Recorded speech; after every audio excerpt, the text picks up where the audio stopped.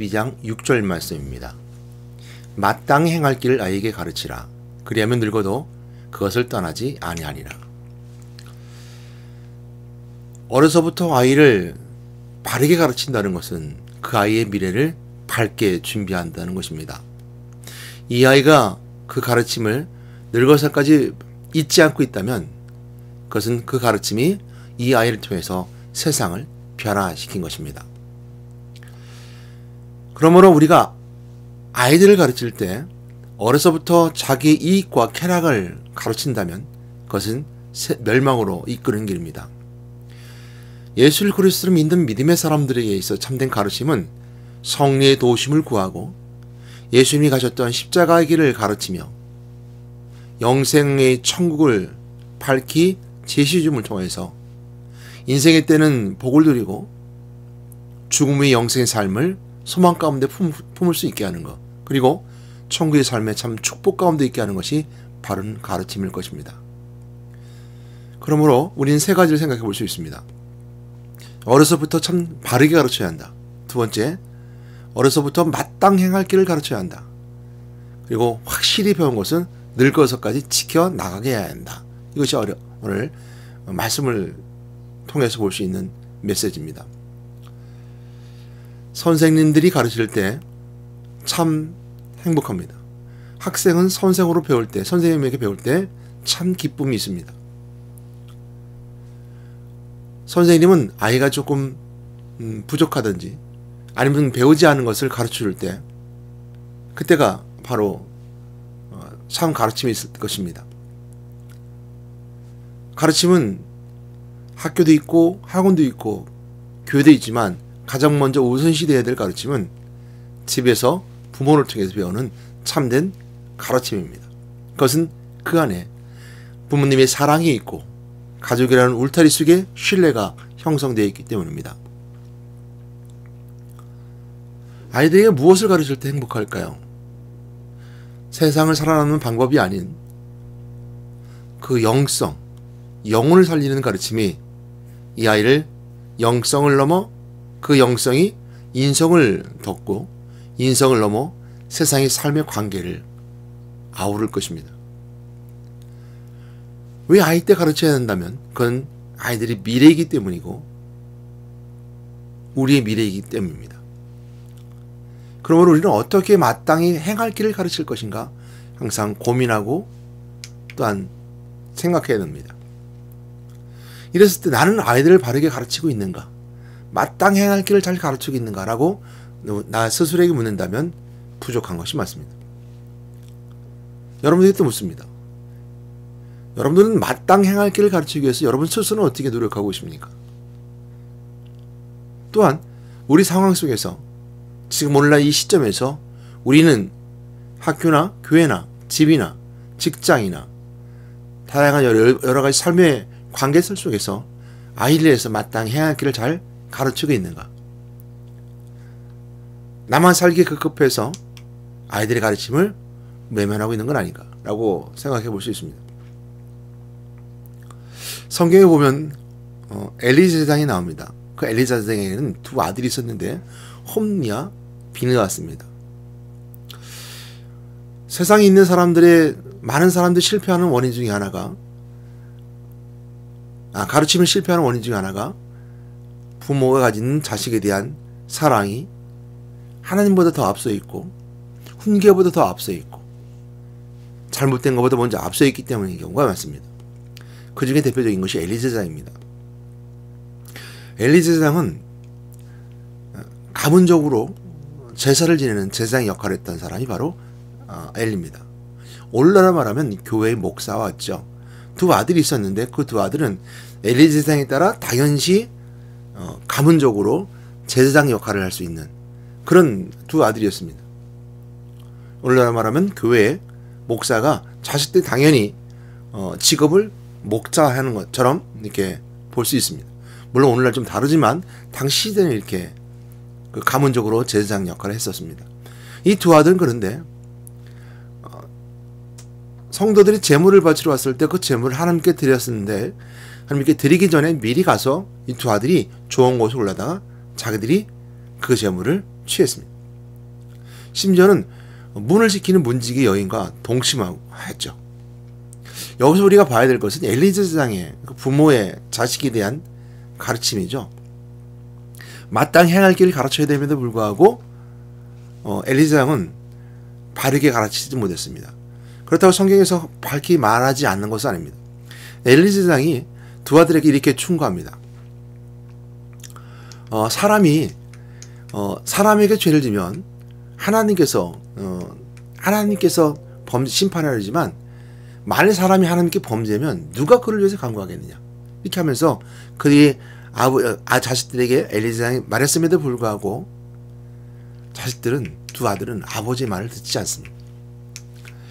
엘리 제사장의 역할에서는 분명히 했다고 볼 수 있지만 오늘 두 아들이 듣지 않은 그 배경 속에는 엘리 제사장과 두 아들의 관계 속에 있는 신뢰와 그 가운데 속에 있는 엘리 제사장의 하나님보다 먼저 자식을 사랑하는 마음이 더 앞서 있었음을 배경적으로 볼 수 있습니다. 결국 두 아들은 죽습니다. 그 가문도 망하게 되고요. 그래서 성경에서는 하나님이 엘리 제사장이 하는 말 속에 그들이 듣지 아니하였다라는 말 뒤에 그들을 죽이기로 하셨다라고 하셨습니다. 그래서 두 아들은 전쟁터에 나와 죽고요. 또한 아버지도 엄냐비나스 죽은 소리를 듣고 또 죽고요. 또 비나스 아내 그러니까 엘리의 며느리도 임신한 며느리가 또 죽음을 당합니다. 가문이 망하게 된 거죠. 엘리 제사장 자녀가 왜 실패했을까요? 오늘날 우리가 이렇게 물을 수 있습니다. 여러분 왜 실패했을까요?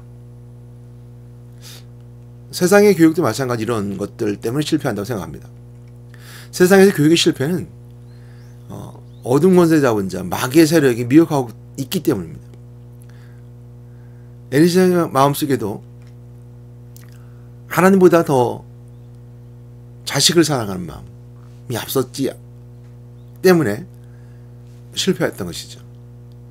자식 교육이 실패하는 원인은 무엇일까요? 오늘날 많은 사람들은 믿지 않는 많은 사람들은 본인도 진리를 배워본 적이 없기 때문입니다. 무엇을 가르쳐야 될지 모르기 때문이죠. 인성교육은 잘할 수 있습니다. 탁월하게 할 수 있습니다. 교회 다니는 사람이나 교회 다니지 않는 사람이나 교회 다니는 사람은 보다 교회 다니지 않는 사람들은 인성교육 또한 세상의 삶을 살아가는 기술적 방법들, 그래서 훌륭한 대학을 보낸다든지 또 훌륭한 기술을 갖게 한다든지 하는 것은 교회 다니는 사람보다 더 훌륭하게 잘할 수 있습니다. 그런데 마땅히 가르칠 것은 그 영혼의 가르침입니다. 인성교육은 영혼을 넘을 수 없습니다. 그들은 영성교육을 받아본 적이 없습니다. 또 영성 자체도 모르기 때문입니다. 그래서 세상에 많은 교육들이 실패하는 일 중 하나가 그 영혼을 살리는 일, 그 영혼을 배워본 적이 없기 때문에 부모가 자식에게 가르칠 수 없고 자식은 그 영성을 배울 전혀 기회가 주어지지 않습니다. 그래서 세상의 방법들은요, 위탁하는 겁니다. 좋은 대학에 보내고 좋은 학원에 보내고 좋은 선생님 붙여주고 좋은 정보로 아이들에게 제공해주고 어찌 보면 유튜브가 또한 선생이기도 합니다. 세상 이런 방법들은 해답이 없습니다. 왜냐하면 세상은 진리를 왜곡하거나 모르기 때문입니다.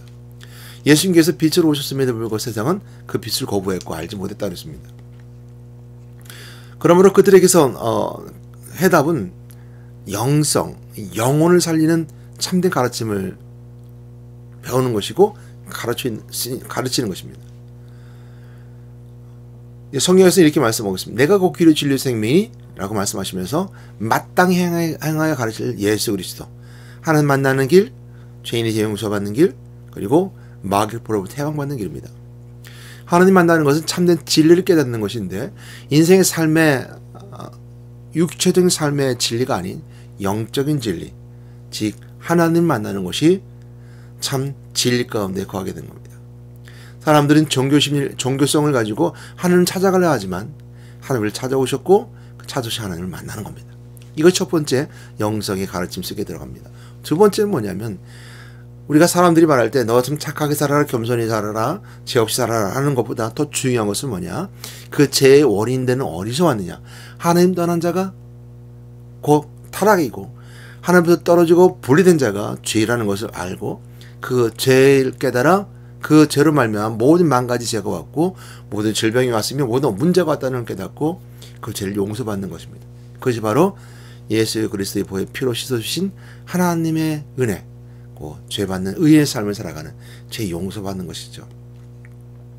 세 번째는 뭐냐면 우리가 이 땅의 삶을 살아가는 인생의 삶이 고난과 고통을 그 원인이 어디서 왔느냐, 이 배경이 마귀의 배경이라는 것입니다.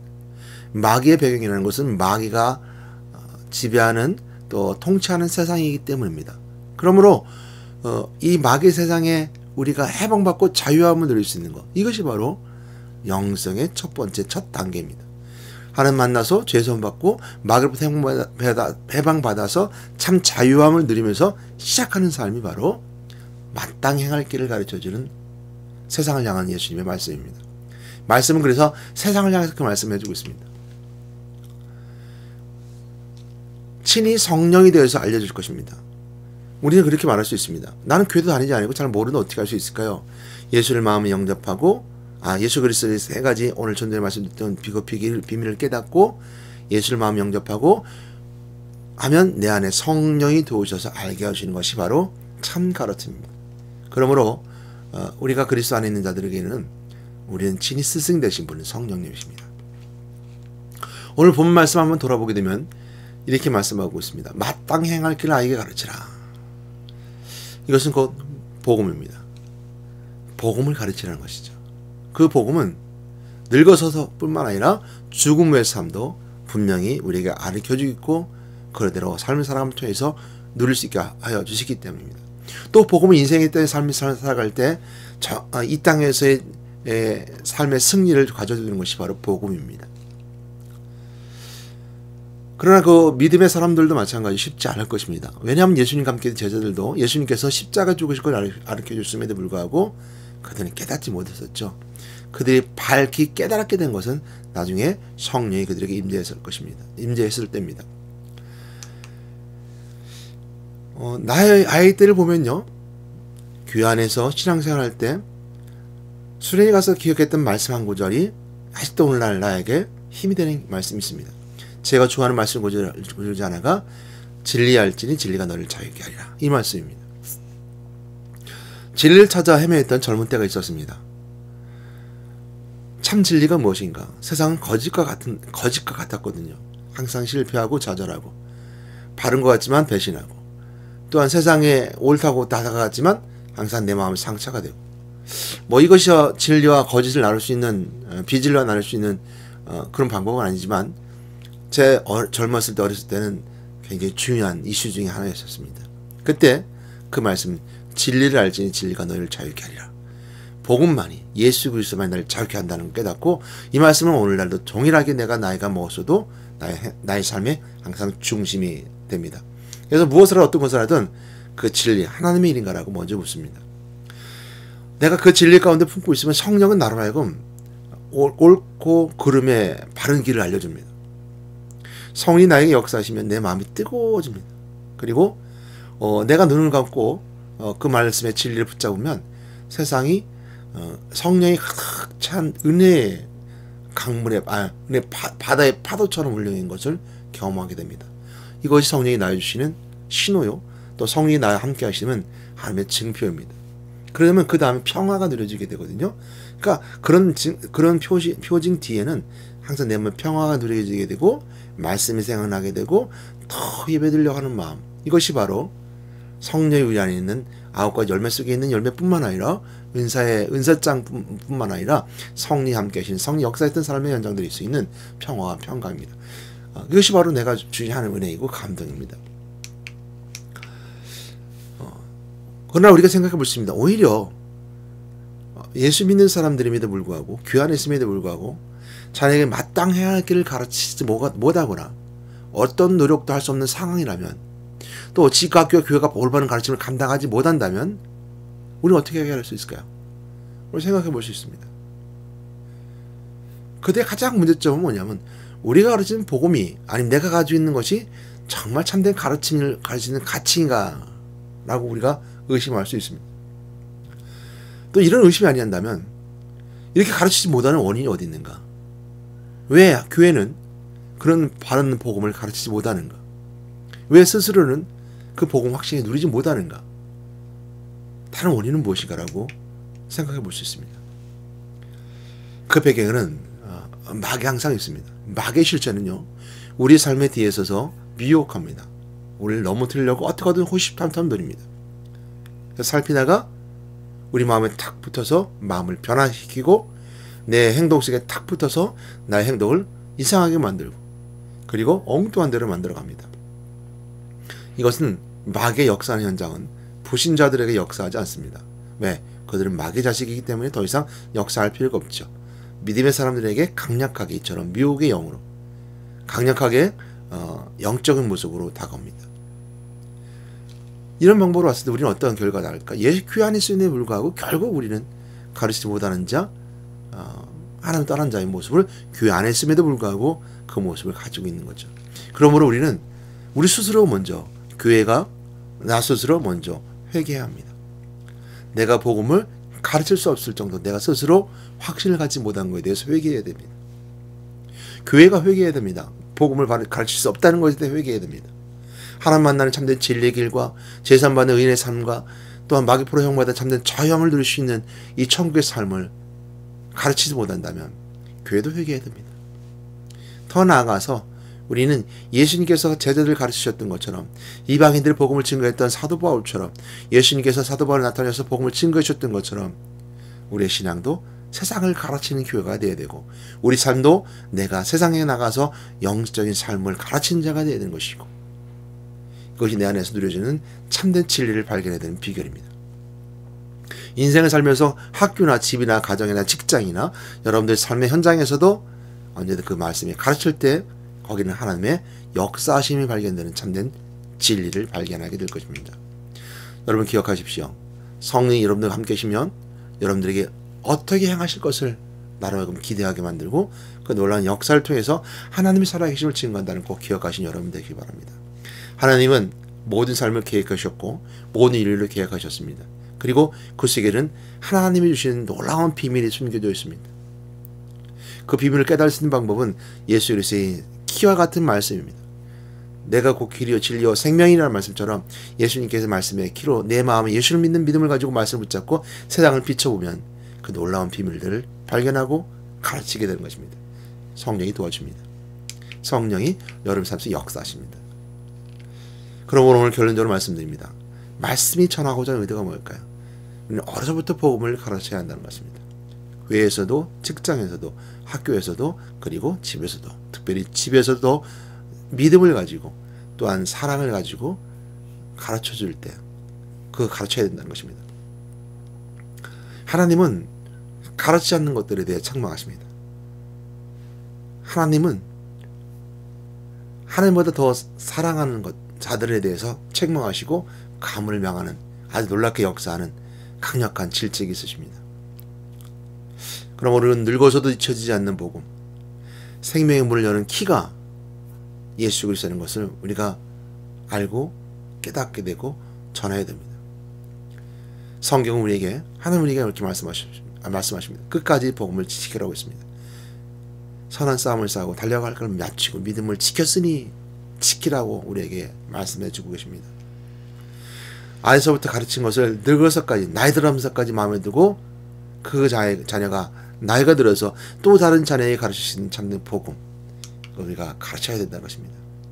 이런 말씀 나에게 비춰볼 때 나는 어떤 모습인가? 나는 참 복음 가운데 있는가? 나는 하나님 참된 자녀가 되어서 하나님의 백성으로 삶을 살아가는가? 하나님 우리에게 자녀된 권세를 주셨고 그리고 예수님께서 마태복음 28장 말씀하시는 것처럼 가르치고 취하고 전파하는 말씀에 있을 때 그 가르친 자에게 주셨던 그 말씀을 꼭 기억해야 되는 것입니다. 제자들에게 부탁하셨던 그 말씀이 오늘도 동일하게 부탁하고 약속해 주고 계십니다. 그럼 우리는 그 길을 순종하며 따라갑니다. 제자들이 목숨 걸고 따라갔던 것처럼 순종하며 그 길을 걸어갈 때 오늘도 우리에게 주신 하나님의 은혜가 있고 나에게 주신 하나님의 말씀의 은혜가 있음을 꼭 기억하시고 그 말씀에 순종하고 따라간 여러분 되시기를 주님의 이름으로 축복합니다.